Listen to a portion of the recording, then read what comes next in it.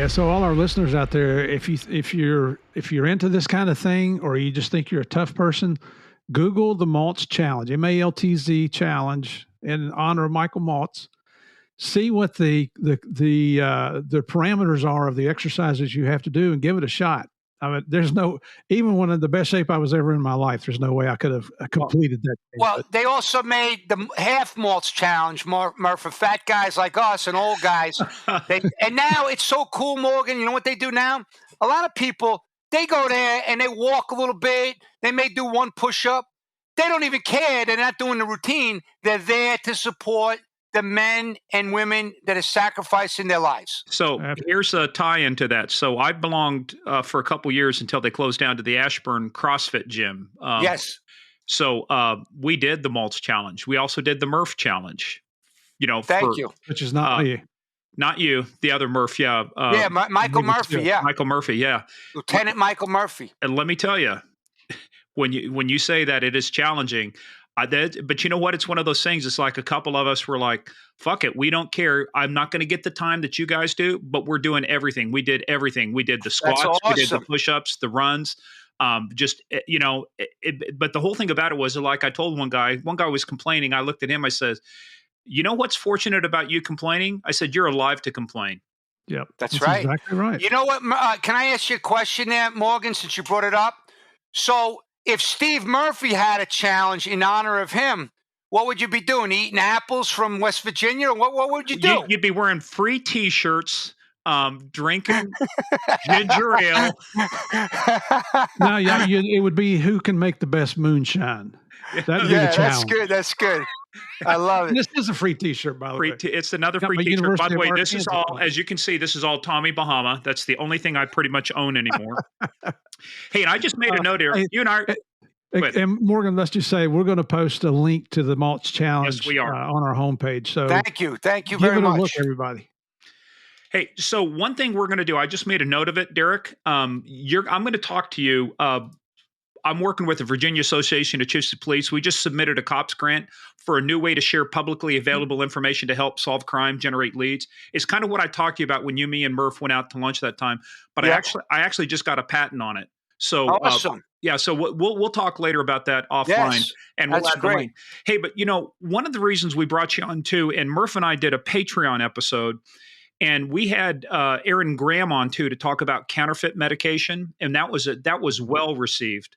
But one of the reasons we wanted to bring you on too was number one, so I could get a break from talking, and number two, that's good. Hey, but no, I will tell you seriously, it's like you and I did. Like, there's been several times I think you and I have been on the same show or kind of back to back stuff, and but you are the go-to person for so many people to talk about what's happening with fentanyl right now.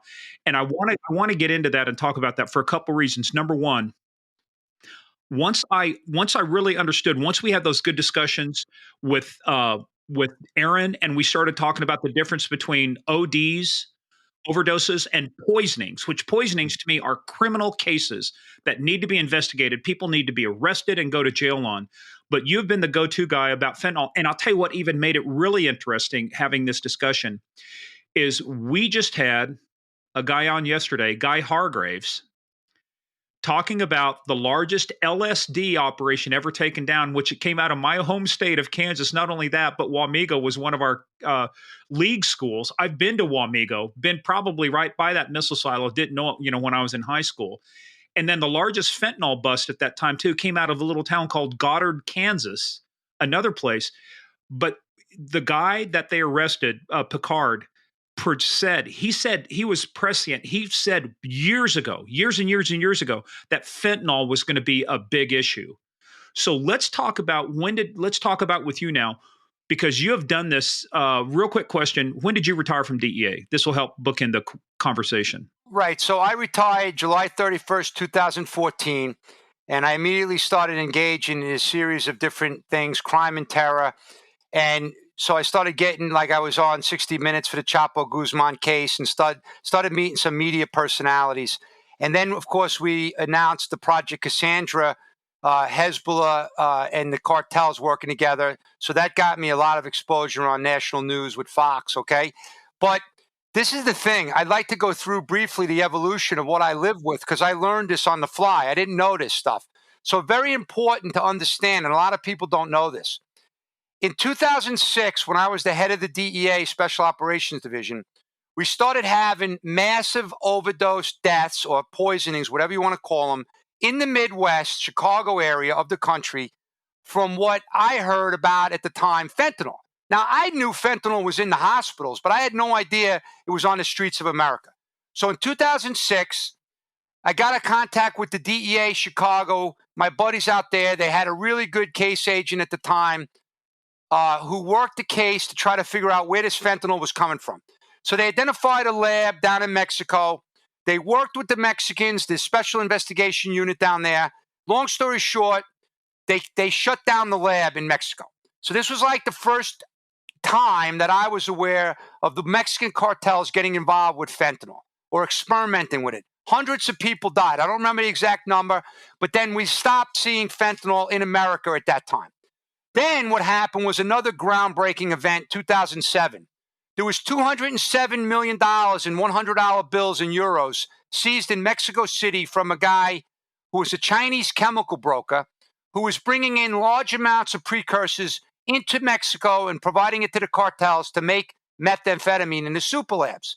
We started seeing larger seizures of meth at the time. So this kind of opened up my eyes. Like, if a chemical broker has $207 million in $100 bills, oh my God, this business is beyond what we ever thought.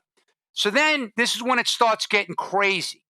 2009, we start getting bombarded with what we call synthetic cannabinoids and synthetic cathinones, K2, spice, and bath salts. I knew nothing about it, never heard of it. It was synthetic chemicals made in Wuhan-style labs in China. And we put teams of people together at the Special Operations Division to get with other agencies like Border Patrol, CBP, Homeland Security, FBI, everyone, to try to figure out, because we started seeing emergency room admissions, poison control center calls. All these people were smoking this stuff, thinking they were smoking, marijuana, synthetic marijuana. They were smoking poisonous substances coming from labs in China. So what happened was... Hey, Derek, hold on right there. I want to ask you about that too, because I know when you get rolling, I don't want to stop. Yeah. The reason Wuhan's kind of important because the Wuhan Institute of Virology is where there's a lot of suspicion around the leak of COVID came from because of the work they were doing on gain of function research. Exactly. That's and other stuff. You said COVID style, or you said Wuhan style labs. What did you mean by Wuhan style labs? Well, I meant that they were all run by these very professional chemists and very experienced with making chemicals. And there's like 160,000 or more chemical companies in China. China is known for the massive chemical supply around the world. And when I say Wuhan, I'm referring to what I've learned since then. At the time, I didn't know anything about Wuhan, but I later learned what was going on, and I'll get to that point. But we started seeing this. We had to initiate two very successful operations at SOD. Operation Logjam was the first one, and then Project Synergy 1, 2, and I think 3, attacking this synthetic drug production in China that was inundating the streets of America, and they were selling this stuff in like these little bags, say Scooby-Doo snacks, King Kong, all these exotic names and colorful packaging, and there were a lot of homeless using it, a lot of kids. So we had tremendous success, and we all learned a lot about this. But we also learned about this, Morgan, is that around 2012, because we put so much pressure on these organizations, we started seeing for the first time fentanyl coming out of some of these same locations with the same characters hitting the streets of America through the sales on the internet, the dark web, right? And we started seeing deaths in the Northeast, in Florida. And again, as the head of SOD, I had no idea what was going on. We had to figure it out. And then we started seeing the convergence of the Chinese criminals working again with the Mexican cartels. Now, they had always been working with them on the precursor chemicals for methamphetamine, right? And the Mexican cartels weren't involved, as far as I know, with the synthetic drugs like K2 and spice and bath salts. But we started seeing the distribution of this new substance, fentanyl, mixed in heroin in the initial phases all over the country. So in 2014, we started, and a lot of people don't know this, so that's 8 years ago. We started what we call Operation Deadly Merchant. And the purpose of that operation was to warn the Department of Justice, Homeland Security, and our law enforcement counterparts that this was something we've never seen coming before. We made this pamphlet. You could see it. Fentanyl Threat Overview. We handed it out to everyone out there. We briefed Eric Holder in 2014. This is something we've never seen. This is the perfect storm of craziness with the synthetic chemicals made in labs in China that are hitting American streets, and the cartels are involved. So anyway, flash forward, okay? This is all stuff I learned as the head of SOD on the fly and the great work out there in the field. Flash forward to, like, let's say 2017 timeframe. We started seeing a shift. When President Trump came on board, there was a lot of pressure put on China for the fentanyl analogs that were coming out of China.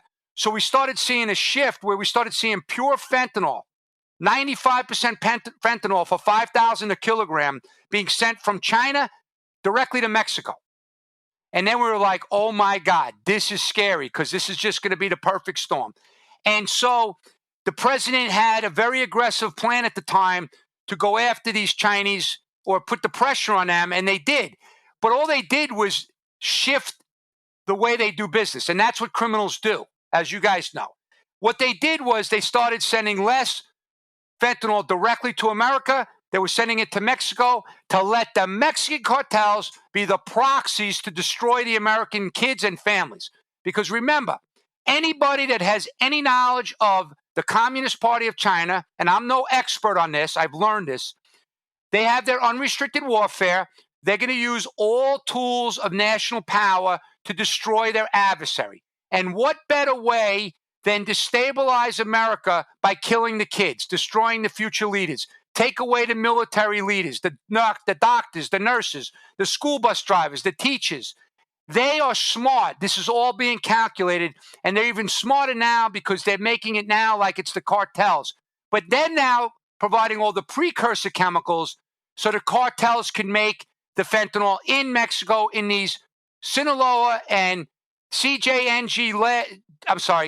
Cartel Jalisco New Generation labs in Mexico to destroy our kids. They are on a marketing plan now to drive addiction and drive profits. Now, let me just shift on this because I want you to understand this. Hey, hold on. Hold on one thing. You mentioned something too, because you're one of the few people, I think, when you said unrestricted warfare, are you talking about the book that was written by the two colonels in the People's Liberation Army? Well, that's part of it, but there's a much deeper history, and I'm no expert, Morgan, but the Gordon Changs of the world and others that study this for a living, like you start listening to them, and it makes common sense. Like they wanted to figure out a way. They can't come into our country with soldiers and start shooting up Americans. They can't drop bombs right now. I mean, they can, but they don't want to do it. They want to be smart about their plan. So this is a perfect plan. Remember, anybody in the DEA who worked in Afghanistan knows that the Afghans used to say, if we could sell heroin to the West, it's a jihad against the West. And we can make millions of dollars doing it. So it's a 2-for-1 special. That's what I've learned. Okay? And it's a brilliant plan. And I give them credit for the plan. And I'm disgusted on the lack of response of the U.S. government. We could talk about that in a second. So what happens is, as this is going on, okay, I start putting this out on national news media as early as 2008 when I started having the platform to do it. And you could go to my YouTube channel. You could watch all these videos. I'm not making this up. I was talking about China. I was talking about the cartels, the death to the kids for several years now. What happens is I do a presentation a couple of years ago in Florida. The Palm Beach World Affairs Council gets me to come down and talk about transnational crime and stuff. I do it. 2 days later, I get a call from a mother up in Connecticut, Lisa Dean. Mr. Maltz, my brother Phil was at your presentation. I need to talk to you. My son Joseph Dean died, 23 years old. He was a lacrosse player. He took fentanyl. He died. I have a nonprofit up here. I'm putting billboards up. I need to talk to you. You have to get involved with the parents, Lost Voices of Fentanyl. I said, what the hell is Lost Voices of Fentanyl? So I go online. It's a Facebook group. April Babcock from Baltimore. Her son died, Austin, at 25 from fentanyl. She stood up the group for one purpose, to do a rally to see who would be interested in doing a rally in front of the Chinese embassy in Washington, D.C. last summer. So I started meeting these people, listening to their stories, and my heart was just bleeding. I was insane. So that's why I started this project. You can't see it on this podcast, but I started making every day these collages with these dead kids. I had the PowerPoint template. I get all these photographs, put them in there, blah, blah, blah, blah, blah. It became an emotional, overwhelming project for me because then I talked to the parents and heard their stories. Many of these kids, first-time users, their buddy gives them a pill, a Percocet pill, an Adderall pill, but it's not Adderall, it's not Percocet, it's deadly fentanyl. And they find the kids blue in the bedrooms. And these are parents all over America. So I started becoming very obsessed with supporting them. As the families have said, I have now emerged as the voice of the voiceless because my goal at that point in time was to do everything in my power to use my platform, my network, to get the attention to these parents so we could save lives. That's been my goal. I'm not a Fox contributor. I'm not a Newsmax contributor. I do not get paid to do this. I have a good job with a great company that allows me to support the American law enforcement community and support these men and women and also the families that are losing their beautiful kids that have no future and they're destroying our communities. So as a result, my goal was, let me get on Fox News, Newsmax, whatever network would talk to me, because I took the approach, this is not a red or a blue issue. This is a red, white, and blue issue. Americans have to unite. It's one issue that should be bipartisan, and I don't understand why it's still, a political thing. But anyway, I do understand that. We could talk about that later. But here's the thing. I started getting on a roll, and I made a commitment. My goal was not to listen to me on national news. I want the families on national news. I want their stories being told. So one of my biggest achievements is now when you see all these families, most of them, I'm working with the bookers of these national news stories, recommending them to be on the shows so the American public can hear what's really happening to our colleagues and beautiful families around America. So I am now, that you can see, I'm very intense on this. What was great, though, I got to tell you this funny story, and Murph could appreciate this. So my goal with these charts, I made 25 of them. It became an overwhelming experience, emotional roller coaster for me, because I'd routinely get calls. Hey, Mr. Maltz, I sent you the photo, and I don't know if my little Johnny's on your board. And I'm like, what's the name? And I'm looking through this, and I'm starting to see I have multiple kids on my charts because I didn't organize this properly, Morgan. This would never happen with a guy like you. I didn't make a spreadsheet and keep the names and the date of births and the cities and states, and I didn't even get the waivers and the releases. So I'm on Fox News putting up these things, and they're going, Mr. Maltz, we can't do that. It could have been lawsuits and stuff, but I knew every family was applauding the efforts to get the word out. So here's what happens. Virginia Krieger, who's one of the other moms, who's got a beautiful story with her daughter, Tiffany, what she's done for her daughter since then. And she then became a co-partner with April Babcock on Lost Voices of Fentanyl. So Virginia, in a very nice way, says, Derek, we can't thank you enough. You've done tremendous work, but we're going to take the collage project into a new level now. And I was like, I was so happy because I couldn't take it anymore, but I didn't want to stop doing it, right? So now they organize it in a professional way, spreadsheets, name, releases. So now what they've done, and I can send them to you guys so you see them, they make these charts where they basically say the name of the kid, and you see it right here. I have them here in my book. The name here, it starts with beautiful Tiffany on the end here, and then Austin, April's kid. It says the name and the age. And you can see 13, 15. So now we're up to 21 of these things. They cannot keep up with it. It's madness. So the family's got this project, and we did the rally in front of the Chinese embassy. And unfortunately, it was 3 days after or 4 days after the Afghan disaster. So I was able to get Newsmax on the scene. Well, they weren't on the scene. I was on the scene. They had me on my Skype, right? And they wanted to talk to me about Afghanistan. So I said, thank you for bringing up Afghanistan. My heart goes out for the 13 men and women and their families that just died. My brother came back in a body bag, but I want to shift the story a second. What about the support to these men and women and these families here in front of the Chinese embassy? The Chinese are working with the cartels, destroying our country, and we need support here. Anyway, long story short, after that whole thing went down, there was like 40 states represented for that one. April Babcock's group started growing so rapidly. There's about 19,000 members of Lost Voices of Fentanyl, and I highly recommend, if you want, just go on there. It's a public group and just check it out. There's one horrific story after another, and this is my life. So I will tell you one thing more about it, two things more. One, September 17th is the rally in Washington, D.C.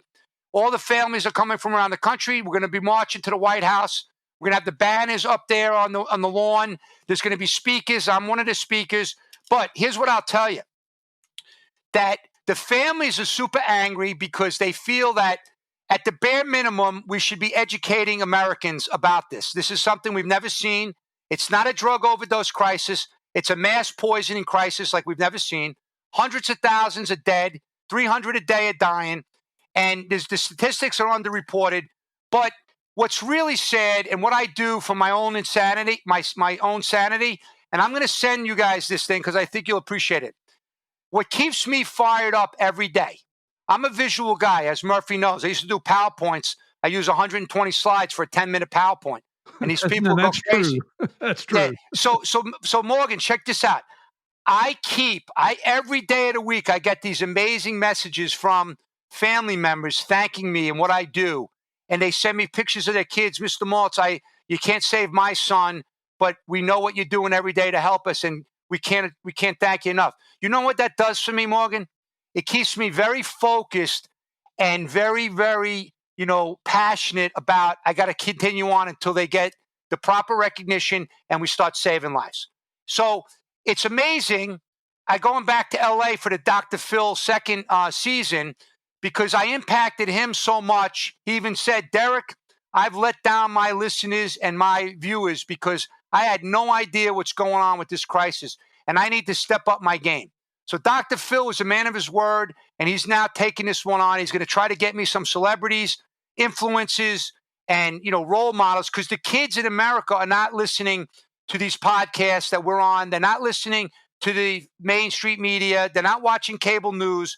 What they're doing is spending their whole day on social media apps. And I don't have multi-millions of followers. They're not going to follow me. I'm an old guy.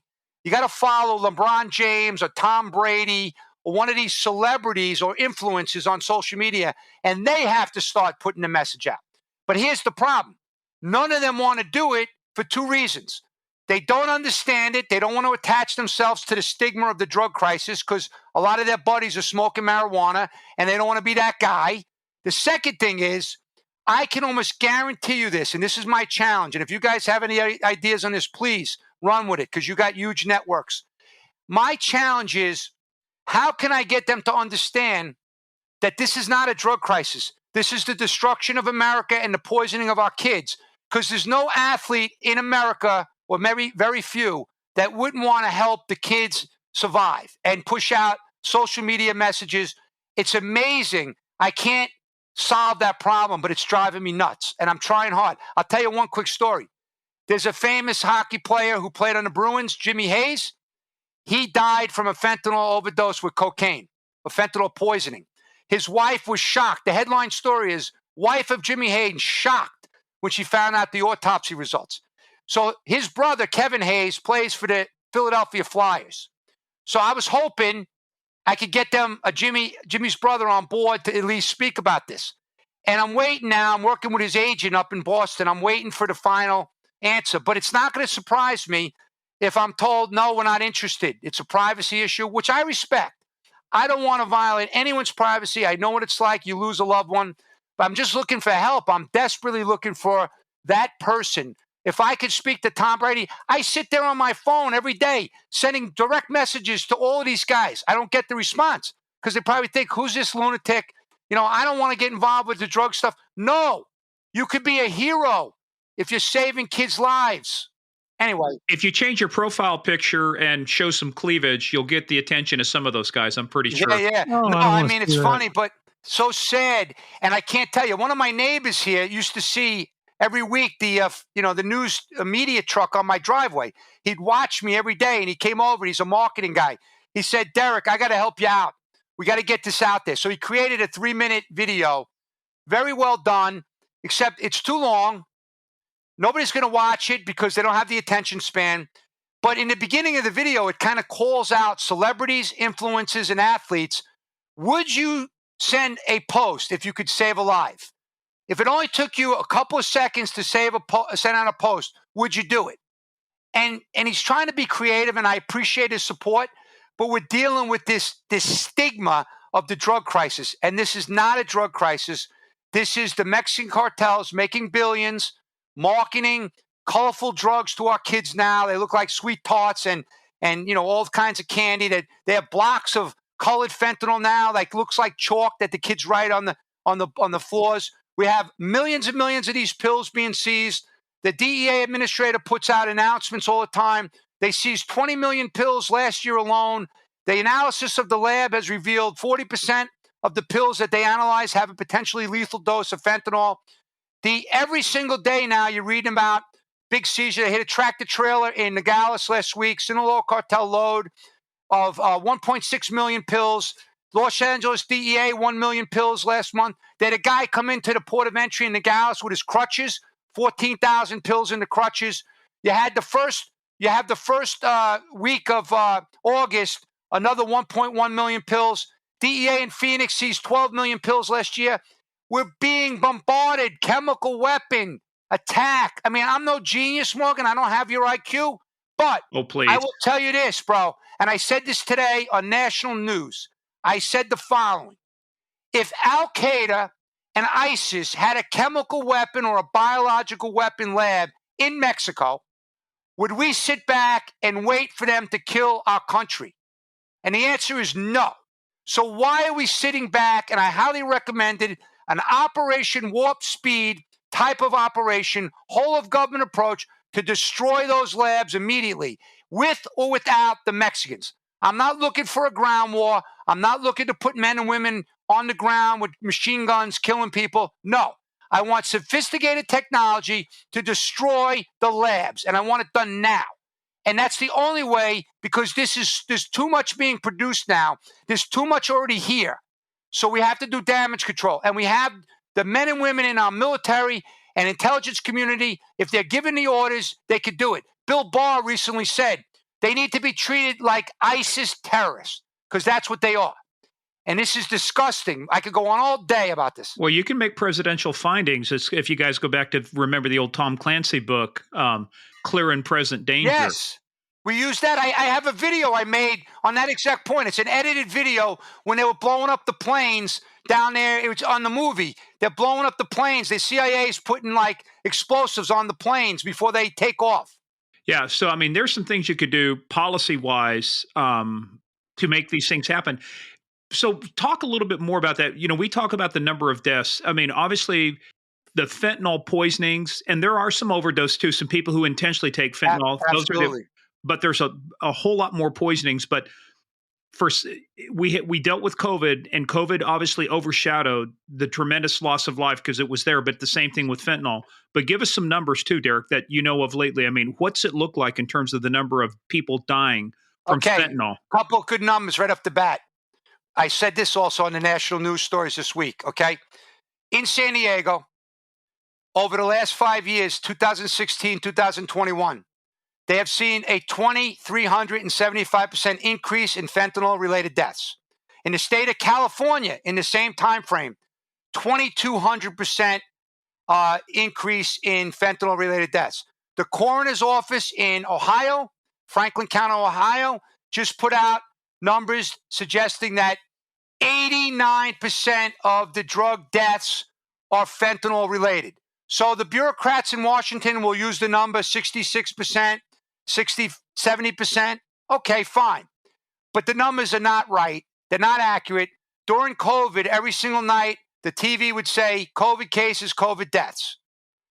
In the fentanyl crisis, they're not properly reporting. Actually, the director of CDC just fell on the sword recently and told the world that she's got to jack up the CDC because they're not doing their job. They're not living up to the standards. And the Families Against Fentanyl wrote a letter to them that they're very disappointed that they can't keep timely and accurate statistics on the fentanyl deaths. If I had my way, if I was the president of the United States today, I would be mandating every day of the week PSAs on primetime TV, recruitment of athletes, influencers, and at the White House. I want them all there. I want to talk to them. And the third thing is that I am going to make sure my education department is changing curriculum to teach kids that this is something we've never seen in the history of this country, to start putting it on steroids to get the messages out. And right now, none of that really is happening. There's a lot of political talk, but there's no action. And our kids are dying at record levels. And this is not anything we've ever seen. There's no terrorist organization in the history of America that has ever killed this amount of kids. Ever. So what are we doing? I testified in 2018 with Sarah Carter from Fox News and one of the mothers in Ohio court that we need to declare the Mexican cartels as terrorists. And the Ohio court, the Senate and the House, they voted almost unanimously in favor of doing this because Ohio is getting destroyed. But they don't have the ability to declare the cartels as terrorists. The State Department does. Well, when that information got to the White House and got to the bureaucrats in Washington, they convinced President Trump it was too aggressive, can't do it, blah, blah, blah. And President Trump wanted to do it. He was headline news repeatedly, but they convinced him it was too aggressive. It wasn't the right way to go. It would impact our relations with Mexico. And now you got the former Attorney General being interviewed all these years later that they should be treated as ISIS terrorists. Wait a minute. It's going to ruin our relationships with Mexico because of the cartels, because of China. They're killing over 100,000 Americans each year. I mean, exactly which part of this relationship do I want to keep in place? Right. And Morgan, don't ever forget, and I know you didn't forget this, and Murphy certainly didn't forget this because he worked on the front lines in Colombia and knows this very well, better than I do. And that is, they're on the payroll of the cartels. Look at the DEA recently just arrested the former Secretary of Defense of Mexico, and he was released. That's another whole story. They have the former Public Security Secretary in jail in America. They took the president of Honduras out of Honduras. He's in jail in New York. His brother, Tony Hernandez, the congressman, is serving like life sentences because he was working on a 185-kilo cocaine conspiracy with Chapo Guzman and the Sinaloa cartel. So these leadership people in Mexico and Central America, they're working with the cartels, and they know that it helps their economy if the cartels are spending all this money in their countries. And the poor people down there, they don't see any of this money. And that's another thing that pisses me off when we talk about the root causes of the illegal migration. And then we want to keep throwing money to El Salvador, Honduras, and all these countries down there, and Mexico. Well, they got to be held accountable for results. The money's not going to the poor people.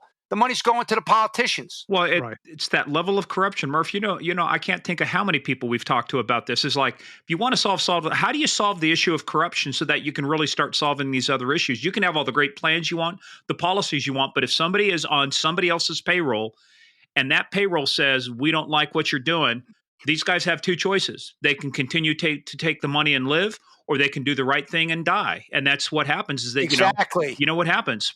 Block for Oklahoma. I love it. I'm glad you said that because I was going to ask Murph with the Narcos show. I mean, obviously that's a big part of it. You know, you have no choice. You got to work with them or you're going to die. Right. You know, and you're talking about getting the word out. Pre-COVID, Javier and I worked with a group, Partnership for Safe Medicines, which does not represent, it's a lobbyist group, but it does not represent Big Pharma. It represents like the pharmacists themselves, the CVS, the Walgreens, those type of organizations. So the first time we went to Capitol Hill, we spoke to the House side, the senior staffers, and then the next year we went back and did the Senate side. And then also one of those years, we went and spoke to the American Legislative Exchange Conference, which had legislators from all 50 states at this huge conference they had down in Texas. It was amazing how we got up and did a little 20, 30-minute presentation, how many congressmen, legislators, all of our politicians coming up afterwards saying, we had no idea about counterfeit medication. We had no idea about fentanyl. And you're talking about getting the word. I'm sorry to interrupt you there, but you're talking about getting the word out. And I've got on my phone here.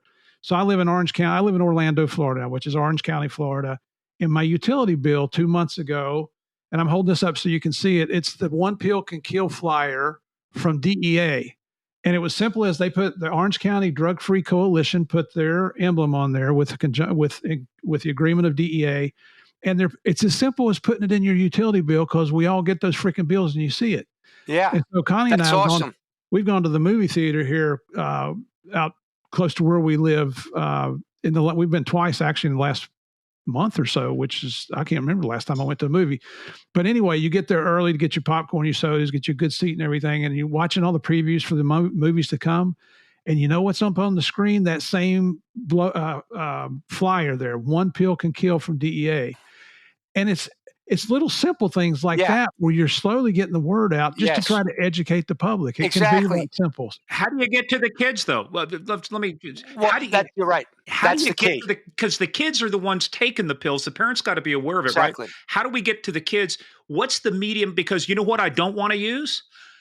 So many kids are on TikTok, but who is TikTok run by and manipulated by? It's run by the Chinese. Yeah. Well, they also use Instagram.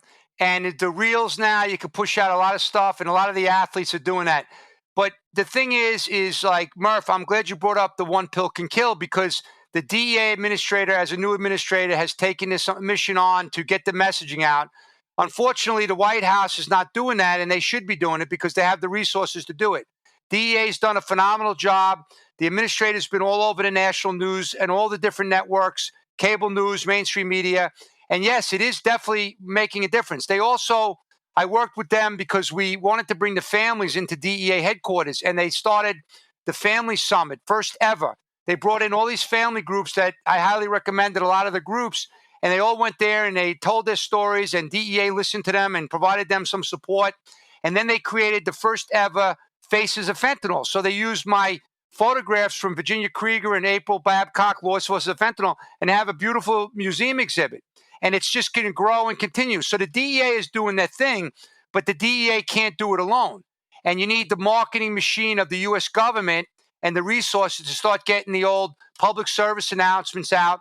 But again, Morgan, to your point and what I brought up, we could do this all day long. But if it's not getting to the kids, we're failing. And right now, that's the challenge of the day.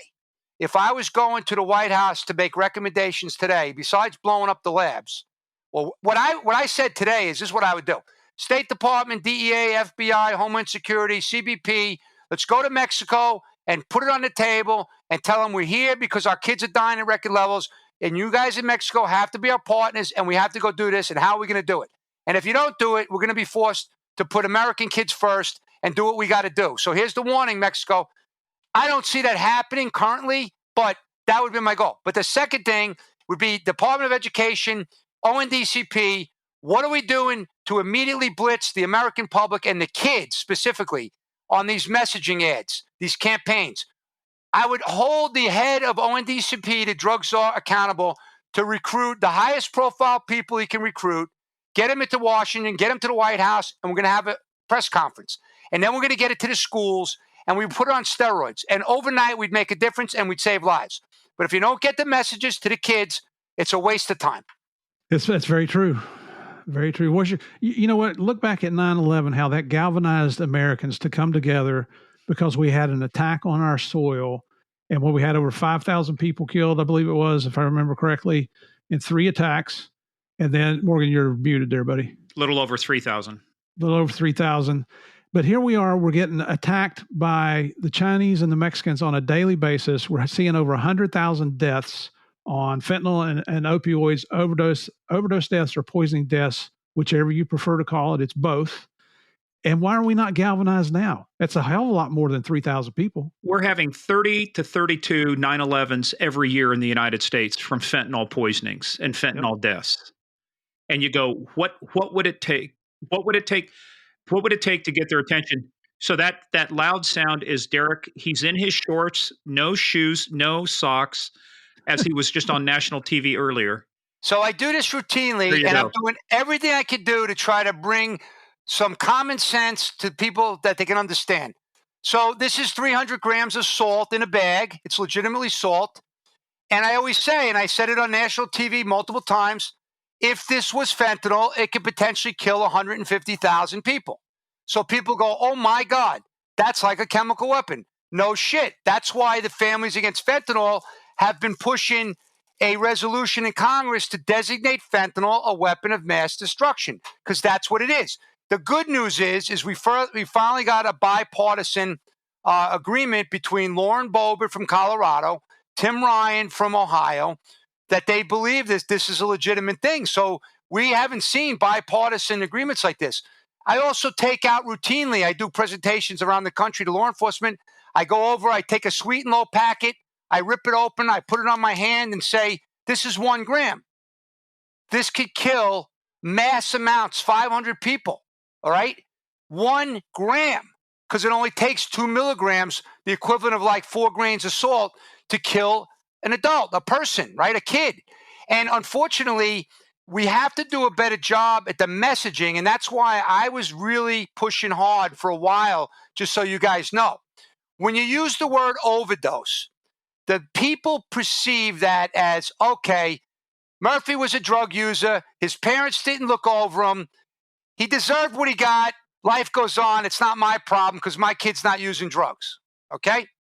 That's the reality. Perception's reality. If you say Murphy was poisoned, the average person is going to go, wait a minute. He was what? He was poisoned? What does that mean? Well, the illicit drug supply is tainted with poisonous fentanyl, killing at historic levels. And by the way, it's not just in pills, it's in methamphetamine, it's in cocaine, and it's in even marijuana. And it's in heroin, of course. That being said, that's going to get them to better understand what the real issue is. And that's what we're dealing with, Morgan and Steve. We're dealing with the lack of knowledge. And what you said before was brilliant, because I deal with the families. And you know what the most popular, conversation is? Mr. Maltz, I only wish I could have got the warning about this fentanyl. I had no idea fentanyl was in cocaine. Yeah, my kid was a party kid. He was out with his friends. They were recreational cocaine users. Cocaine normally ain't going to kill you. I know it's not a good thing to do. I'm not advocating cocaine use. But if I would have known fentanyl was in cocaine, I would have warned them. And that kills me, because that's the simplest thing. And that's where the government is failing. And I'm not being political. It's just that that's where they're failing, is simple things that can be done that they're not doing. You know, everybody makes fun of Nancy Reagan when they came out with the Just Say No campaign. But you know what? It was effective because everybody knows what Just Say No was about. Right. And you know what, Murph? I'm glad you brought that up, because I use another technique which has not worked successfully, but it has worked in many ways.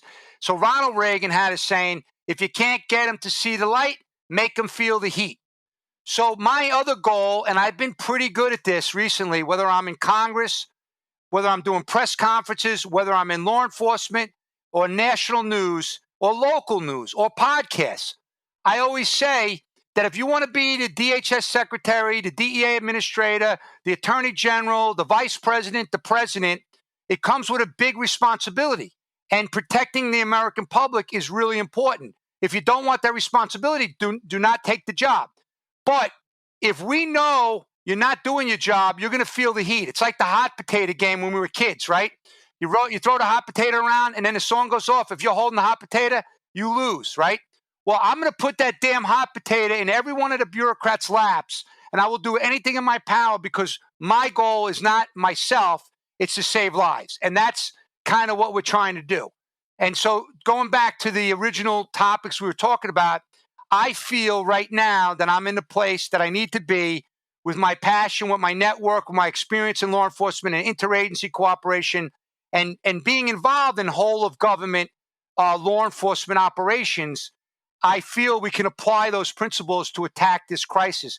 And it's not a losing battle, but it is if we have no sense of urgency and we don't understand what we're dealing with. So let's put this in perspective for a second too. If you were to take the number of gun deaths per year the number of traffic accidents per year, fatalities, and combine them together, you would still not equal the number in 1 year of the people who die from fentanyl poisoning. Right. And then I use the one all the time, Morgan, again, for the same reason. If you took the 3,000 dead on 9/11, if you took the 7,000 roughly dead in Iraq and Afghanistan with the U.S. service personnel, that's 10,000. And we've spent trillions of dollars, for all these years trying to keep the country safe. But if you look at just this year alone, 295 dead a day, 2,069 a week, 8,968 a month that are dying. Okay? So we're losing almost in 1 month what we lost in 9/11 and those conflicts. Okay? And it's amazing to me that if you peel back the onion and you understand why this is happening, I didn't go to MIT or Harvard, and I don't have a master's degree. But a third grader can understand that China wants to destroy their adversary. The cartels want to make money. And by the way, one thing we didn't even talk about, which is very important to this topic, is the money laundering services now that are provided by the Mexican cartels. So they have Chinese students all over America right now on visas, going to school, very educated. They're probably, earning tremendous, graduate degrees and stuff like that, pre-med. But they're running around during the day and during the weekend, picking up millions and millions of dollars of cartel money, and they're collecting this cash and they're laundering this cash. The Chinese brokers are in Mexico. They're giving the orders to the kids to pick up the money. They have codes. Then they use WeChat Pay. They use banking apps in China, and they move the money, and they get the goods purchased over in China. They send the goods to Mexico. They sell the goods for 3 times the money. Trade-based money laundering on steroids. And the sad part is U.S. law enforcement, because of our antiquated laws and policies, can't infiltrate the banking apps of China and can't infiltrate even the encrypted apps that they're using to do this business. And we don't have enough Chinese-speaking, law enforcement officers, and we don't have the vast amount of informants out there to properly infiltrate them. And they're geniuses. They're way more sophisticated than anything we've ever seen. So here's the bottom line. Think about it like this. The cartels cannot produce the poison without the chemicals coming from China and without the money to sustain the business operations and the demand. So who's providing the 2 critical components of the problem? China. So it seems pretty simple to me that you got to deal with the cartels and you got to deal with China. So what are we doing right now? And I believe, not being political, because of the issues with the politics on the southern border, we're being invaded by over 150 countries. They're all over our cities now. The crime's escalating everywhere. We have no idea who we're letting in because there's literally, about 1 million or more known gotaways since President Biden has been in office. And those are people that we have no idea who they are, where they're going, what they're here for, what their purpose is. And they could be planning the biggest terrorist attack we've ever seen, and we wouldn't even know it because we don't know where they are and who they are. And we have all that stuff going on where the current administration believes having a wide open border is a good thing to do. Now, I have empathy and sympathy to these poor, awesome families in El Salvador and Guatemala and Honduras and Mexico. I have nothing against any of these people. I love immigration, but you have to have a system. Like Tom Homan says, he's a friend of mine, the former ICE director. He says it's now legal to be illegally here in America. So once again, we're sending mixed messages to the public. It's like yesterday, the White House secretary was on talking about securing the border is a priority. Securing the border is a priority for the current administration. We also have, obviously, the Secretary of Homeland Security saying he has operational control of the border. Now, that is the biggest lie I've heard on television. Right. And I'm not talking about guys being operational control is a term of art. It means something very specific. Exactly. And when you have documented people on the terrorist watch list, and these are the ones we catch. These are the ones we catch, yeah. Coming across, you've got MS-13 members who are wanted for multiple homicides, multiple sexual assaults and rapes coming across the border. You don't have operational control when as many people are as getting away, or maybe even more than the ones we're catching. So again, some folks out there are going to go, hey, you're getting political. No, let's just talk facts for a second. And that's why I was saying, when you add those numbers up, we have such an infrastructure and such a mechanism around dealing with traffic fatalities. The National Highway Traffic Safety Administration, they exist for 48,000 deaths a year. You've got people that are on both sides of the gun issue. Some want more gun control. Some people want less. We're not talking about where you come down on, but think about the amount of money being spent on that for around 16,000 deaths a year. I'm not minimizing the number of deaths, but here's the difference. When Uvalde happened, and let me tell you what, you talk about red flags there, things that we could do better.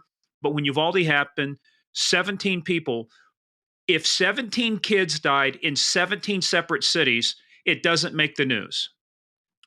If 295 kids were to be in a school and die all at the same time, there would be action demanded. People would say, why aren't you doing something about this? But yet we can have 295 kids die all around the United States, and it doesn't raise the red flag. Why? Because the media is used to covering things that are sensational, that if it bleeds, it leads. And Derek, and I know this because we've been doing stuff with the national media for years, over a decade, 15 years now. They look at it because it's scope, frequency, and reach. Does it all happen in the same place at the same time? If it doesn't and it's spread out, it's very hard for them to make a story about it. And that's been part of the challenge too. Like you say, you want to change the narrative. You also have to change the media coverage about this. In other words, they were showing the faces of the soldiers who were being killed when we did Operation Desert Shield, Operation Desert Storm, the first Gulf War, the second Gulf War. Where are the faces, like you say? Why aren't they covering and putting up the faces? Today, Walter Cronkite. I remember my dad was a World War II and a Vietnam vet. He was in Vietnam. Every day, Walter Cronkite on the news talked about the number of killed in action, the number of missing in action, the number of wounded. We had those stats every day. Where are the stats daily to show here's the number of poisonings, here's the number of people dying, here's the number of ODs, or people going to the hospital for this stuff? Because we lack the visibility, that's what's going to drive the conversation. Changing how the media reports on it will then get Congress involved, I think, and the players involved. But until your point, Derek, what is perceived as real, until they perceive it's a problem, they won't believe it's a problem. Right. So I did something else this week, and again, not to be political, but I brought up a very good question. Joe Biden was in Pennsylvania. President Biden was talking about, fentanyl killing our kids, and he seemed very passionate during this political speech. I'll give him the benefit of the doubt. And so when the families are down there rallying on September 17th, they're going right outside his house, right? We're going to the White House. So if he really cared about the families and the deaths of these kids, come out and talk to the families. And if you can't do it because your schedule or a security risk or whatever, set up a meeting like the DEA did. Bring families from around the country to come into the White House, tell the story so you could better understand what the issues are, and maybe then give you more information to make the best decisions to save lives. Because I seriously doubt, my opinion, it's just an opinion, and I'm trying to give President Biden the benefit of the doubt. I seriously doubt he would want to see all these kids dying. I don't think that's really what's going on. And if he really truly understood the magnitude by listening to the families, then maybe at least they would come up with different approaches than what they have now. And again, I'm trying to give them the benefit of the doubt. But let's not forget, the fentanyl poisoning crisis in America, from my perspective as the head of the Special Operations Division, started during President Obama's first term when Joe Biden was the vice president. So that's a fact. Like Morgan says, okay, but there's plenty of blame. This is not just blame on President Obama and Joe Biden. There's plenty of blame on all these bureaucrats that didn't take care of business. And I doubt that President Obama, I doubt that President Trump, and I doubt that President Biden would want to see all these kids dying from poison coming from Mexico when China's behind the scenes. I seriously doubt that. I can't accept that they'd want to see that. Yeah. So it boils down to is how do we change it? And I think we change it by stuff that you're doing. Look, dude, the way that you're relentless about this and you've got more energy than me and Murph combined this morning. And I feel pretty good. I've had 3 cups of coffee. I got a lot of caffeine, but it's just, it's great to watch this drive you, because this is when we had Aaron Graham on. we got so many people responding to that because they did not know about pharmacy.safe, that they could go to an online place and see, hey, are my prescriptions legit? Pro tip, folks, shocker for you guys, there is no such thing as an online Canadian pharmacy. As Aaron says, it's all bullshit, right? But but Derek, it comes down to, you've testified before Congress, Murph, I know you have, I have. We all testify. Everybody gives it lip service. They feel good for 5 minutes. It's the follow through. It's not the hearings. The hearings are basically just a show. The real work has to get done behind the scenes. And until you get staffers, until you get caucuses, until you get, like you say, bipartisan representation, at some point they've got to change how they refer to this. They can't just refer to this as a crisis. This is as close to an act of war as anything we've had. Exactly. This is the new war. This is the new war in 2022. One thing I will tell you, which is actually kind of funny, and I think you'll appreciate it, Murph will appreciate it, because he knows my sense of humor. One of my favorite titles that I had at SOD is when they called me Sack Whack-A-Mole. Anybody that has ever played the whack-a-mole game knows how it works. You hit the mole down, 2 pop up. You hit 2, 4 pop up. You hit 5, 10 pop up. That's me right now, because they can say what they want. They could try to, hide what I say. They could suppress me on Twitter and other social media. I don't care, because I'm going to continue to support those families. And if we continue to get more believers and more great Americans to understand what the issue is, because this will not be solved by law enforcement alone. This will not be solved by, any one agency. It's really like a whole of not just government approach. It's a whole of America approach. It's something we've never seen. We need public and private partnerships.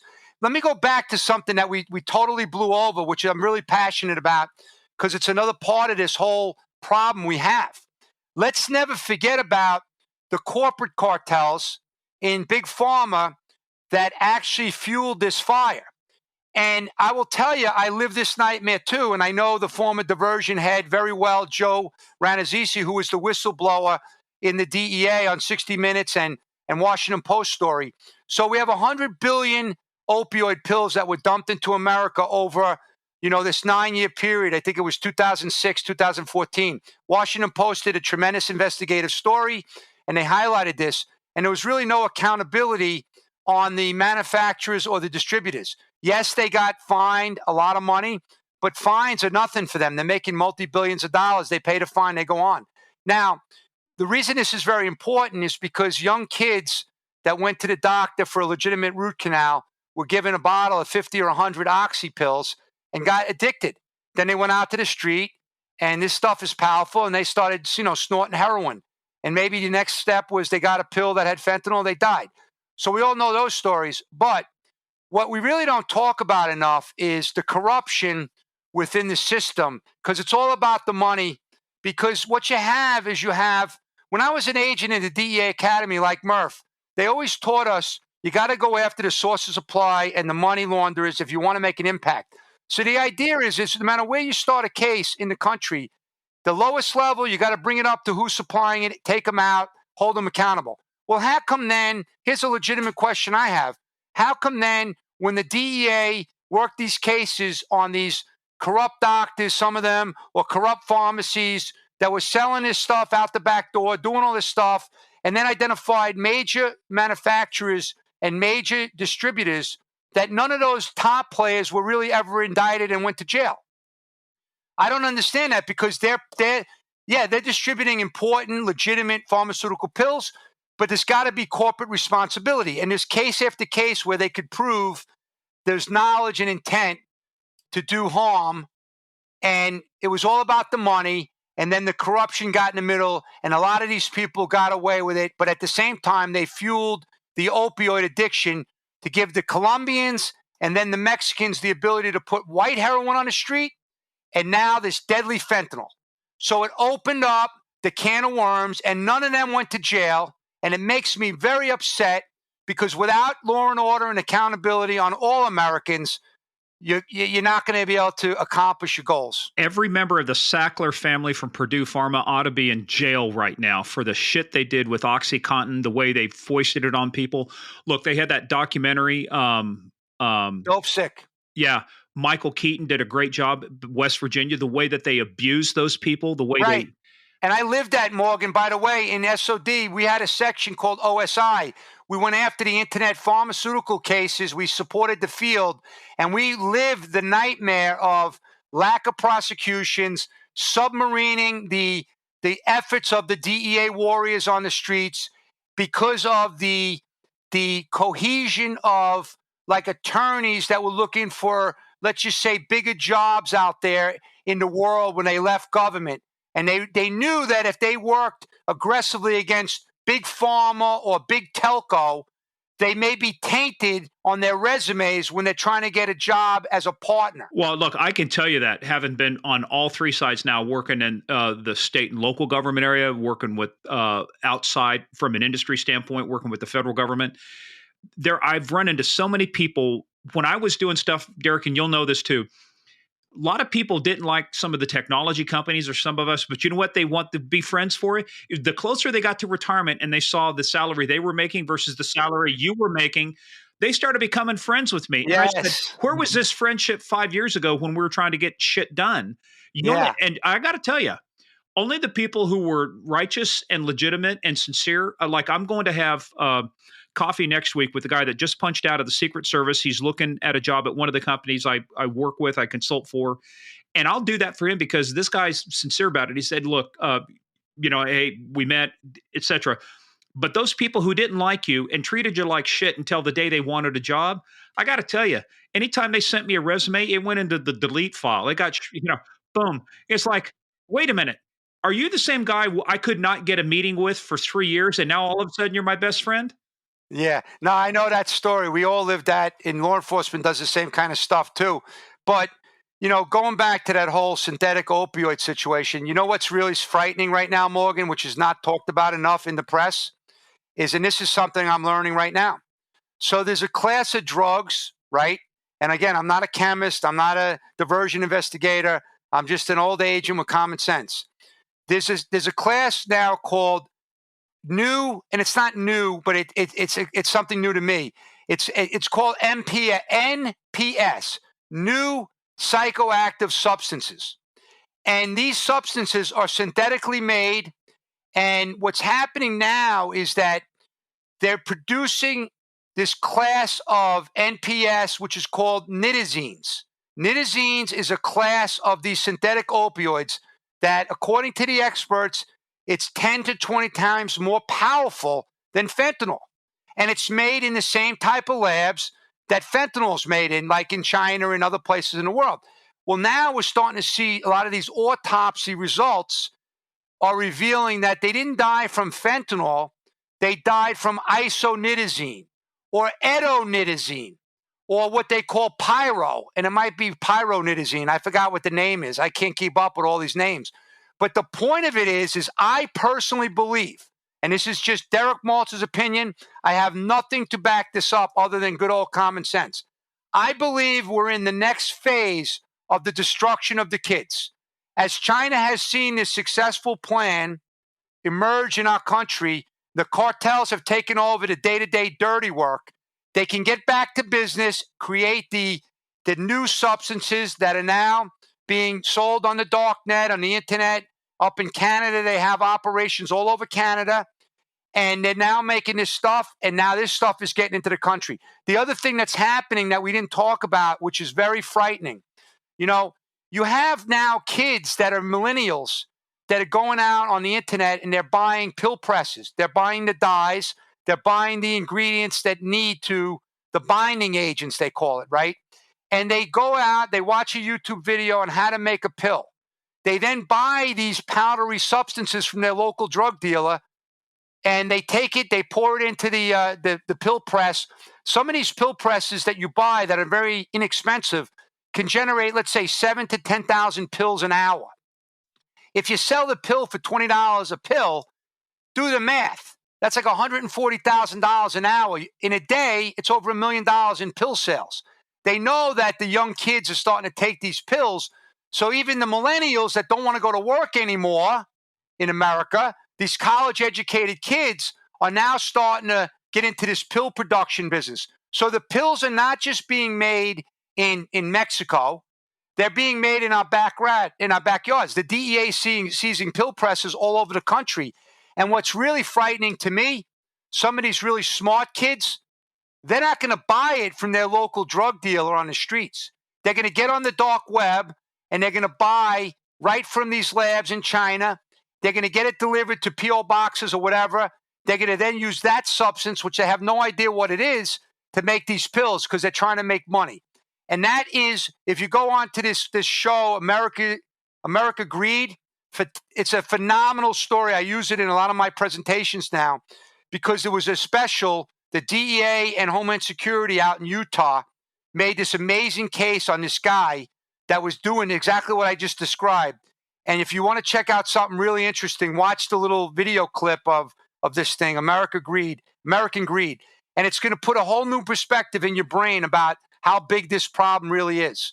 Just like when we saw the $207 million in Mexico City, like we talked earlier, it put a new picture in my brain on how much bigger this problem is than we really know.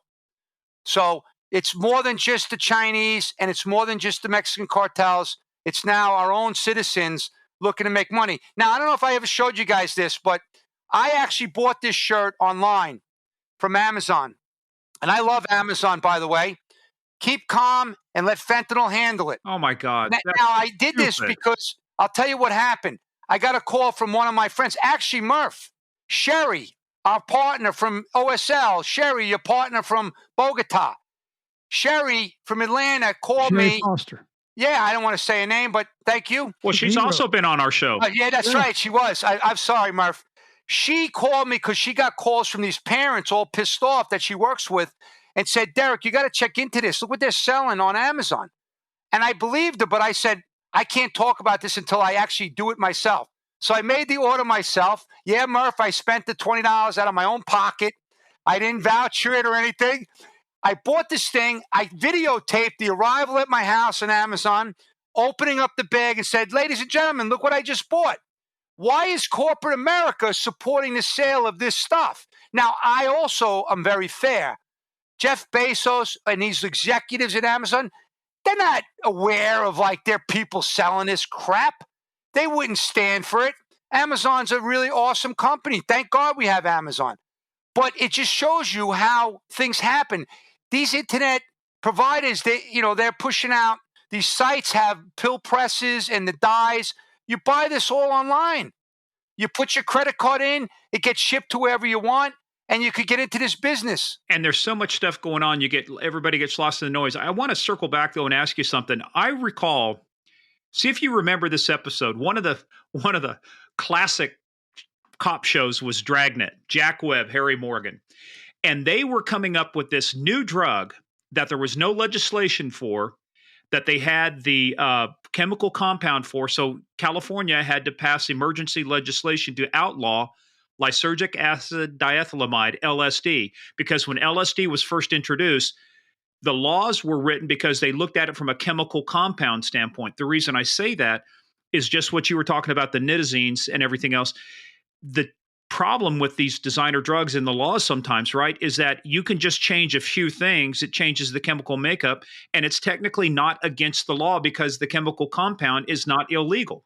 Right. You said that a lot better than I could have explained it, honestly. You're much brighter than me. You're more articulate. You're better looking. You have more hair than me. I'll go with the more hair. Yes. Hell, I got more hair all than kidding aside, Morgan, all kidding aside. I got more hair than you do, Derek.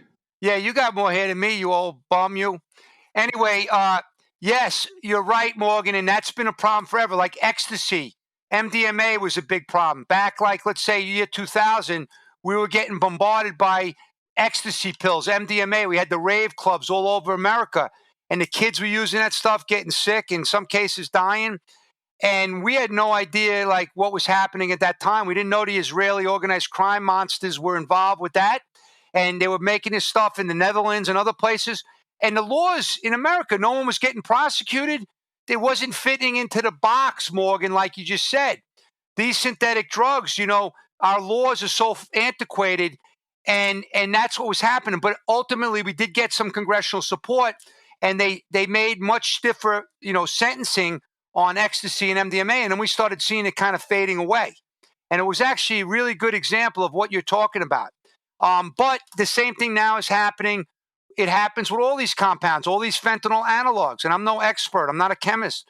But yeah, they change a couple of molecules. They change the formula. And then it's no longer considered a controlled substance. And this is the same thing we're dealing with now with the nitazines and these other things.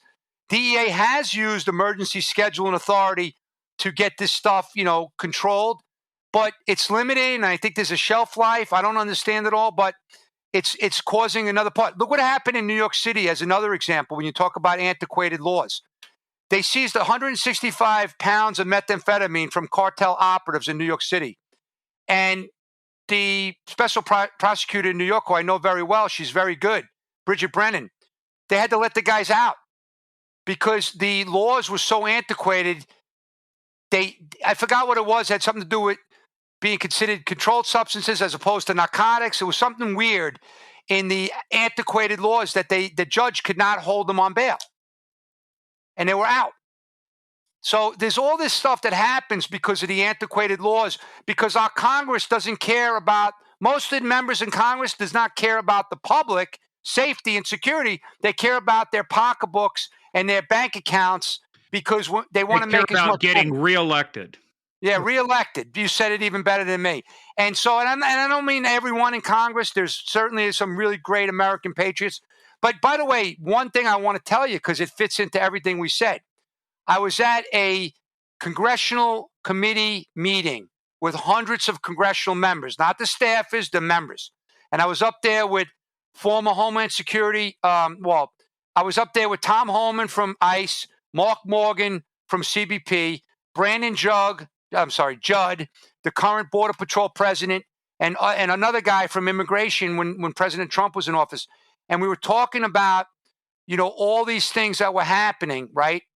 And we were putting it on the table. And Mike McCall is the first one or second one up to actually make a point. And I always use this line, so I'm giving him credit. He said, guys, I got to tell you, I was the head of the Homeland Security Committee, and I've watched this stuff emerge. But here's what I would say. This is selling fentanyl to America is a great foreign policy for China. And he kind of summed up everything that we're talking on this podcast. If you really pull back the onion right now, peel back the onion, that's the summary of everything we talked about. Okay? China is trying to destroy this place, and they're very complex, very sophisticated.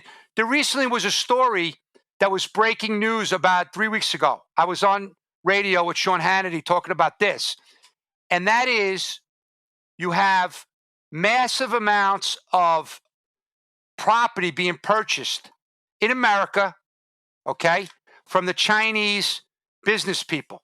And a lot of these transactions, and according to Christopher Wray, I believe he said this is a big national security threat because they're buying property next to our military bases. It's happening up in North Dakota right now. They want to purchase 300 acres of prime farmland that is very close to an Air Force base, and they said there's no way this facility can process the amount of corn it would take to justify buying that much land. Right. So what they're doing is they have billions of dollars in properties being purchased. Most of it's in cash.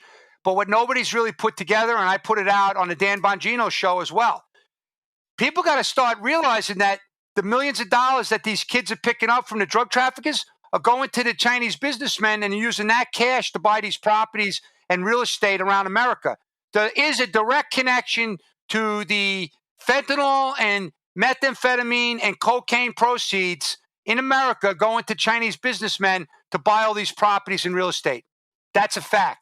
We have houses in Colorado that are indoor grow operations in beautiful $1 million home neighborhoods, and the Chinese are operating these state-of-the-art grow operations with marijuana that has like THC over 20%, and they're sending the marijuana all over America from these grow operations, and they're paying cash for the houses. How do I know that? Because I talked to the DEA that saw this, and they sent me pictures, and I was blown out of my seat. I didn't know this was going on. So it just gets crazier by the minute. It really does. And so when is America going to wake up? we're still the leading consumer country in the world of illegal narcotics. Well, there's a reputation we're certainly not proud of, but it's the truth.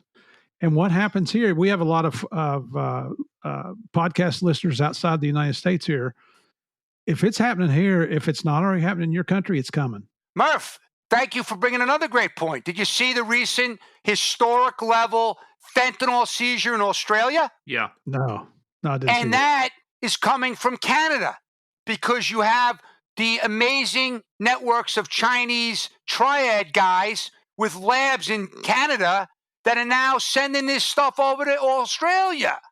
Unbelievable. And you know what? The other thing, too, I've always pushed back against, I said, if you want to start solving some of these issues with China, I just simply called it reciprocity, because if you look at their laws about letting our students go over there, just even the social media apps, do you know that Facebook, Twitter, Snapchat, they're all banned in China? But yet we allow TikTok to be used in the United States. Hey, look, the old farm boy saying, what's good for the goose, good for the gander. If we can't have our stuff over there, you can't have your stuff over there. If we can't buy 300 acres of farmland, you can't buy 300 acres of farmland.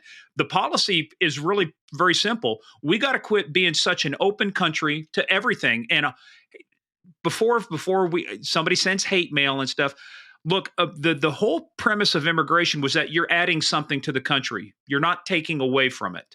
And so if you come to the United States, you have to be adding something to it. And if you do, God love you, whatever your country you're from. But we're not here to solve every other country's problems and send their ills. We learned that lesson with the Marilito boat lift right out of Cuba. We got the dregs of society out of Cuba, and Miami paid a huge price in crime, murder, everything else for it. We're finding that too. So, if we really start looking at it, say, to my point, my little limited view of the world here, it's if we just make it about reciprocity, fine, you want X, we want X. If we can't get X, you don't get X. Simple as that.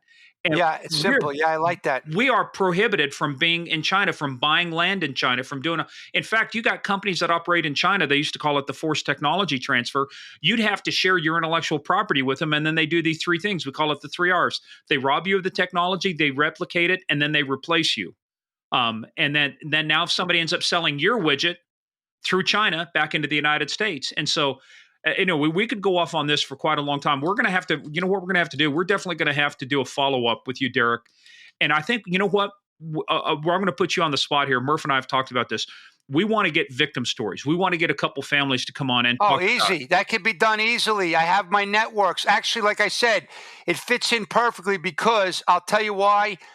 They just want to tell their stories to save lives. That's their motivation, okay? They're not looking to make money off this stuff. They just want to make sure they could save lives, and they could tell you the stories.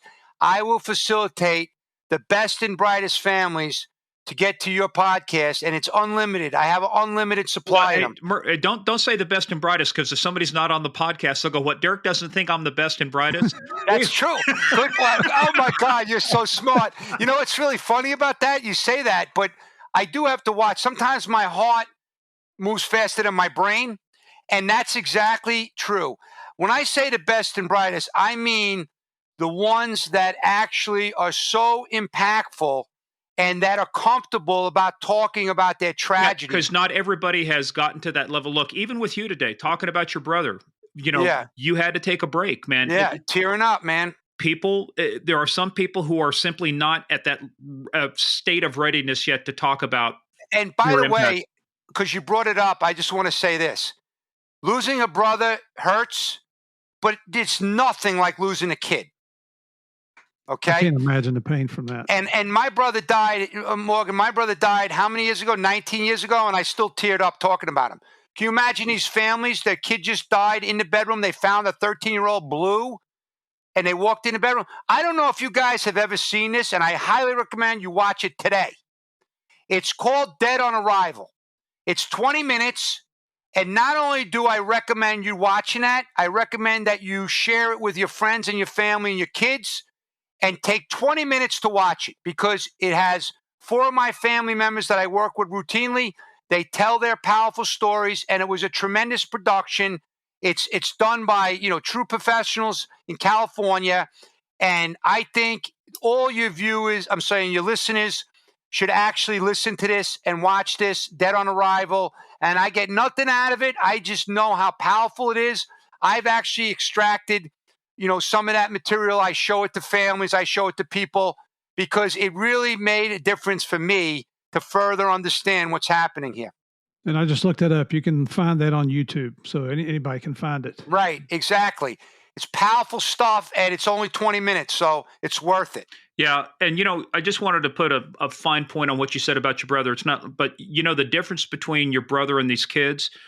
Your brother died in the service of our country, doing what he loved.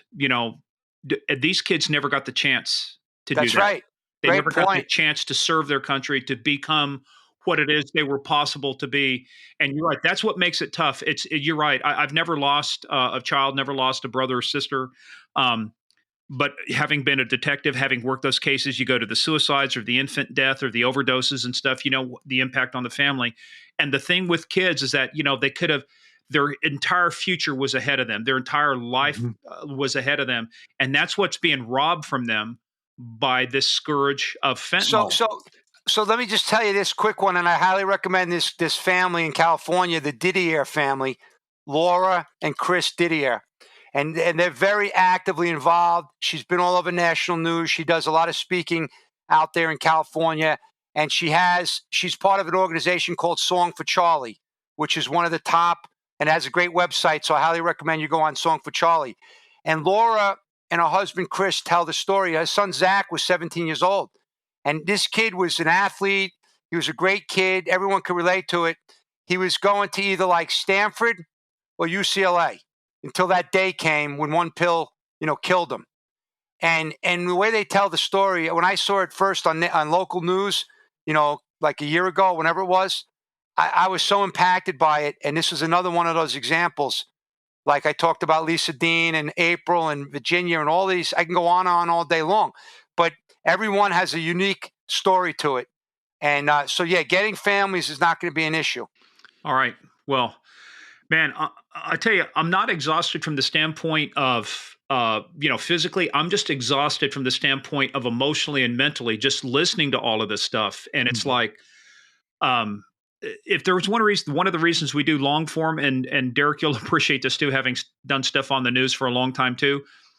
What's the longest you usually get on network television? About 4 minutes. 4 minutes if you're lucky. And half the time it's the host or the anchor asking you a question and doing it. That's a great point. Or you have the panel and you get your one question. Mm-hmm. I refuse to do panels anymore. When they say, hey, we want you on with 3 other people, I say, I'll pass. Yeah. Well, I just say I'll finish off with one thing, and I'll send this graphic to you guys just to have it because it's another daily. You already know by now I'm obsessive compulsive, and I'm also very visual guy. And Murph probably hasn't even seen this because this was done my last week on the job. So this isn't meant to be like a negative thing. The red line is representing the complexity of the threats to this country, and the green line is our ability to deal with it. And most of that is self-imposed. Like we have the capabilities and abilities, but the bureaucrats and all of the other things we could talk about all day. Now, guess what's happening? The gap between good and evil is growing daily. This impacts every American. So if you look at the timeline, I deliberately took the time out because it's just every day this is growing. So we try to motivate law enforcement, and people say, your job is to kind of shrink that gap. How are we going to get that gap coming closer together? But unfortunately, Morgan, as you know better than we'll ever know, with the encryption and the technology that's used out there and the laws and bureaucracy of the U.S. government, it's hard to keep up with these people. They have unlimited budgets, no bureaucracy, no lawyers to slow them down. So that graphic is also a summation of everything we just talked about. Yeah, and for the folks who didn't see that, it's the red line is going up and to the right, the green line is going down and to the right, so that gap's getting wider. But I'll tell you, I'm going to send this to you, Derek. This is something after 9/11, I was doing some work on classified stuff in JCAG, CIFA, the Counterintelligence Field Activity Joint Counterintelligence Assessment Group. We're looking at how do we do this. Actually, the Pentagon came out with a great memo, and it was called Spiral Development. And the thing you're talking about is that gap, and they looked at it from the gap as what's the threat was going up and to the right, and then our capabilities to address it was going down and to the right. And they said, we've got to come up with an idea that at least closes the gap, that the needs and requirements can. And so they called it spiral development. They say, we don't need to wait until something's perfectly done. We'll release it there'll be a iteration of it, and within that iteration there are spirals. So it might be 40%, let's release it. Might be 50%, let's release it. Because what happens is it bends that curve, it bends them closer together, and then you release your next iteration and spirals within that. So if you think about it, you've got a set of spirals now, like going up and to the right. So what you're doing is you're trying to bend those curves, both ways, bring them closer together. I'll share that with you because it was called Spiral Acquisition Development, but it's something that guided the use of technology and weapon systems and stuff like that. There could be a comparison, an analog that we could use for this thing too, because if that gap keeps going, you reach a point to where it's not recoverable. In other words, you cannot spend your way out of it and hire your way out of it to close that gap. Right. And that's unfortunately what I feel. I felt it 8 years ago when I left, and I feel it more today than ever, because we're dividing law enforcement. We're not supporting law enforcement. And, people are leaving that are very experienced. And so that's a whole other topic for another day. But I really appreciate, all this time. I mean, obviously I didn't eat. I barely had anything to drink here. I didn't have to take a bathroom break because I get excited to talk about this, especially I know you guys do tremendous work getting all these cool stories out there to the public.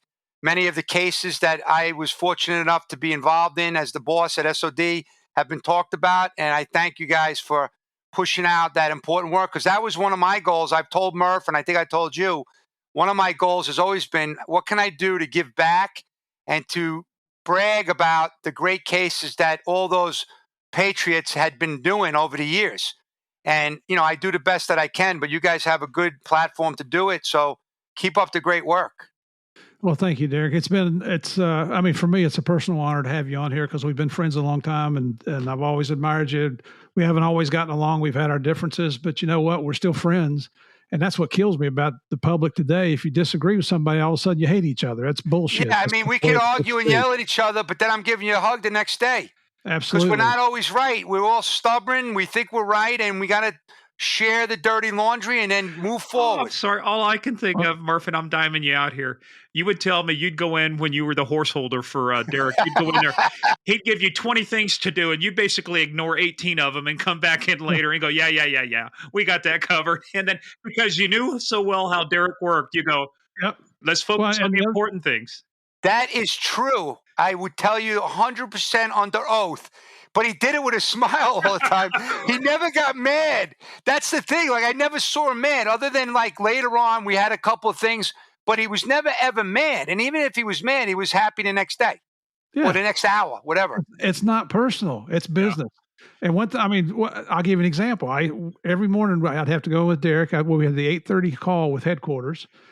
Thankfully, we didn't have to go down to headquarters. We could do it on a conference call.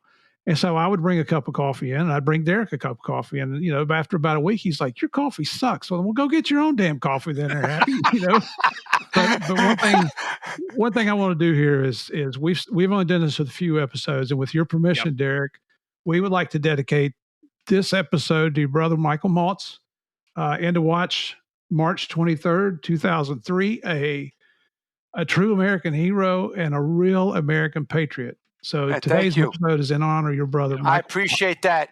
And the only thing I would ask as we close here is anything you do forward when you talk about the fentanyl, please visit at least the Lost Voices of Fentanyl. I'm going to send you some collages. You guys will have them. I will send you other material just to keep it near and dear to your heart, and just keep plugging away in support of those families. And I will get you the family members to talk to you and tell you the stories, because that's going to be powerful stuff. Yeah, the stories is what does it. Well, hey, look, we can't thank you enough. And again, Murph, you beat me to it, and him and I have done this enough now. You know what we were thinking. But I will tell you this, Derek, your name has been taken, not necessarily in vain, but you have come up on many podcast episodes on these cases. So from Victor Boot to Chapo Guzman, and stuff like that. So, but I will tell you, to a person, everybody talked about you as the best boss or one of the best bosses they ever worked for. They loved working for you because you always said, well, I want his picture on my wall. Where's his picture? I want his picture on my wall. Where's Victor Boot? That's what Zach said. Where's my picture? You know why? And can I tell you, since you brought it up, because it's actually very funny. Yeah. So when I was at SOD, we didn't talk too much about the bilateral investigations teams, but I built up 5. I inherited one group. Joe Keefe had the vision. It wasn't my vision to go after these international bad guys to prosecute them in the U.S. I then was able to get 5 groups because of all the successes that my guys around, not only in SOD, but in DEA. But I was spending so much money on these operations well beyond what the average DEA SAC spent because my budget was a little bit higher. But here's the thing. I started getting nervous. Like, am I getting a bang for the buck? Like, I'm signing, a $50,000, document or $25,000 document. What am I getting out of this? So my psyche was saying, I'm going to create banners in my office. So every day when I was a little concerned about the spending, I knew there was an end game. And then I would tell the guys, you cannot just arrest them. You cannot just indict them. You have to prosecute them, convict them, and put them in jail for as long as you can. If you don't do that, it's a failure. So this is the sad part. What you just brought up is another psychotic, obsessive, whatever behavior. But dude, the thing is that it made me feel like we were making progress. Like, holy crow. Hey, there's Victor Boot. If you got a problem when we just spent $1 million or whatever it was to get him, go talk to the president's, Juan Zarate, who's his director for security and terrorism, that said he's a number 1 threat. We need to take him down. Go talk to him and say, is he worth $1 million? So it's funny you bring that up because my office was like a shrine with all these bad guys. Yes, it was cool. But again, that also proved, which a lot of people don't know, the power of the DEA around the world, because none of those cases were done just because of my guys at SOD. It was done because the relationships with the counterparts were worldwide, and DEA could easily go to those countries and have credibility to open the doors. And like I said, Murph worked in Colombia, and the successes that they had and still have is because of relationships that were built up for many years. So anyway, I appreciate that. There's the story behind the pictures. Yeah, we could tell stories all day, Morgan, just so you know. Oh, I know that. And that's why we're going to have to bring this one to a close because we want to save you. We're going to do some more. Trust me, we're going to do some more, especially I think the fentanyl is going to be one of the defining issues of our lifetime that we've got to get a handle on. But we can't say enough. Like I said, everybody we talked to just talked about you in glowing terms. And this is obvious today. If one thing everybody's gotten out of this today, if nothing else, is Derek can talk longer than I can without taking a breath. That's true. I could talk all damn day. But listen, guys, have a great day. Appreciate everything that you do, and we'll talk soon. All right. You finish up, Murph. You give and I'll give our closing, but go ahead. Final words. No, just to reiterate that it's been an honor and a pleasure. Something we've been plotting for over a year now is to bring. You've been on the original list of guests we wanted to bring on Game of Crimes. We've been on the air now since June of 2021. And so to finally get you on here, the whole question was, what are we going to save him for, though? Because he's got, I keep a list of potential interviews that we're going to do. And I think Morgan does also. And your name is on like 4 or 5 different operations. But then this came along about fentanyl, and there's nothing more important than what's going on in our country today. The other stuff is history. We love to hear about it. Our listeners love to hear about these cases that they might have read about or they've never heard about. So they love the guests that we bring on. But this is so important that, this is what we wanted. The first interview with Derek Maltz was to be about fentanyl. Our listeners love to hear about your background, your career, your dad, your brother, your children, the successes they've had, the lady that you're married to, who I have the utmost respect for, Patty. The fact that she high school sweetheart, by the way, you know that, right? 1980.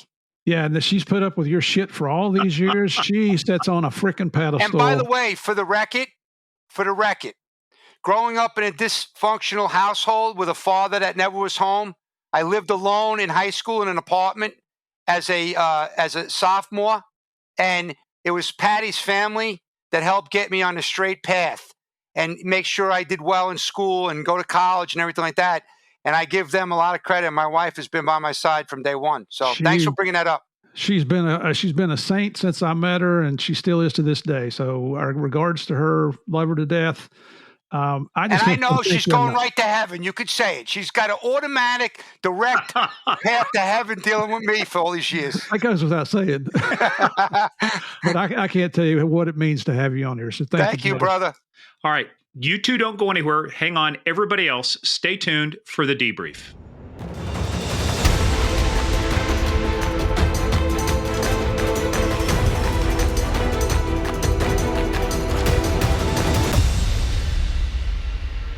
We warned you. We tried to warn you. We told you if anybody went off the rails and drove off the road, or anything happened, we are not responsible for that. But I will tell you, because like we were talking before on our Patreon episodes, Murph and I have a division of duties. He does he works a lot with the guests, does a lot of the pre-calls. I do a lot of the back end stuff, editing. So when I take a look at these files and I look at how long Derek talked and how long we talked, it's a record, folks, because this guy has beat me. Let me tell you what, and if you're not fired up after listening to Derek, go back and listen to it again. Something's wrong with you. I mean, this guy, he is so passionate about what he does. He's motivational.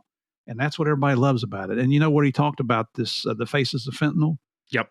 They had that rally up in Washington, D.C. since we did the interview with Derek.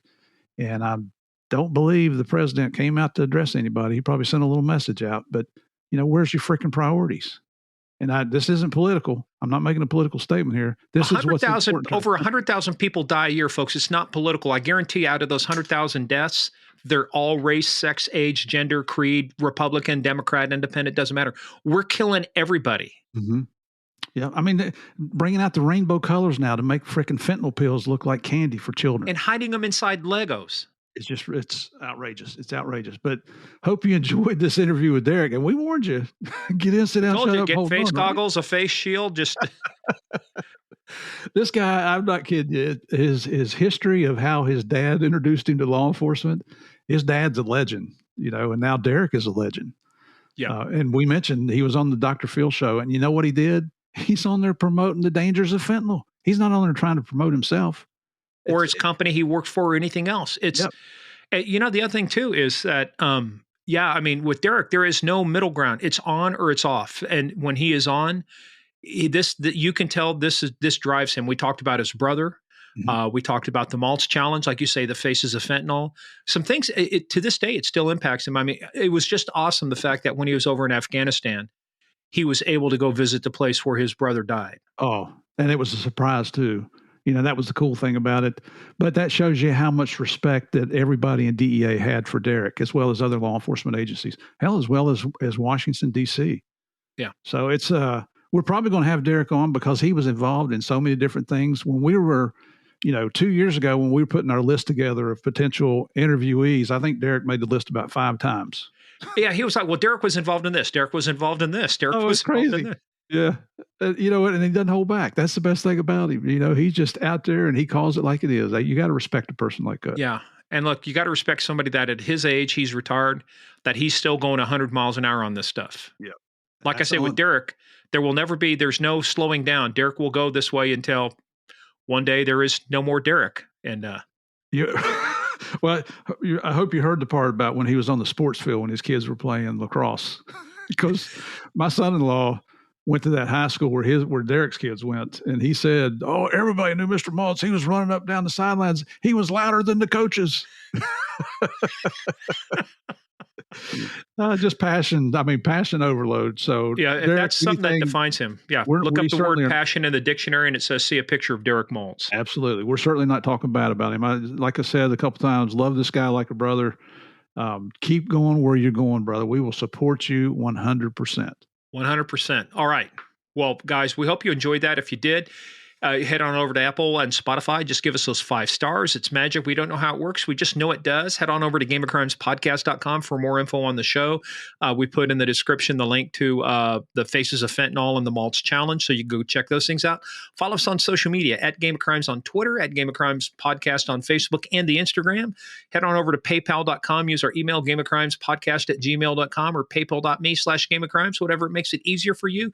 But we always close out by saying, where you got to be, I'm telling you, Steve, I know where they got to be. They got to be on patreon.com/Game of Crimes, because you're about to tell them we got so much content on there, even more than we have on our regular podcast. It's just awesome. I mean, what can I say? Or what can you say now? I can tell you, you want to hear the section we call 199. What's your emergency? Yeah. We're going to have to change Murph's phone around because of that now. But seriously, you'd like that, because it will test your investigative abilities.